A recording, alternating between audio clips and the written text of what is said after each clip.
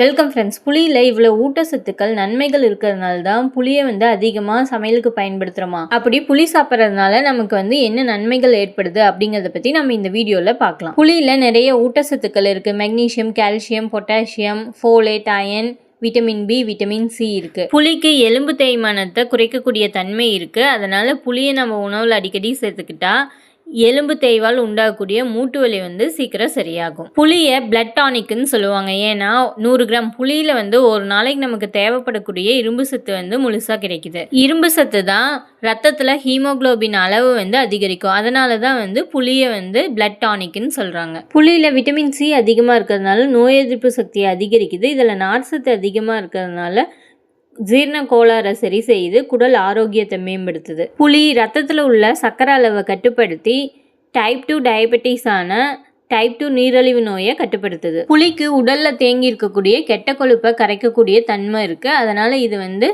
ரத்த நாளங்கள்ல கொழுப்பு படியாம தடுத்து இதய ஆரோக்கியத்தை மேம்படுத்துது. கால்களில் உண்டாகக்கூடிய நீர்த்தேக்கம், வீக்கம், கீழ்வாதம் போன்ற பிரச்சனையை சரி செய்யக்கூடிய தன்மை புளிக்கு இருக்கு. புளி சாற்றுல இருக்கக்கூடிய ப்ரோசைனடின்ங்கிற ஆன்டி ஆக்சிடென்ட்ஸ் கல்லீரல் நோயான ஃபேட்டி லிவர் டிசீஸ் ஆர் ஹெப்படிக் ஸ்டியாட்டோசிஸ்ன்னு சொல்லக்கூடிய கல்லீரலில் கொழுப்பு படியக்கூடிய நோயை சரி செய்யுது. நன்றி.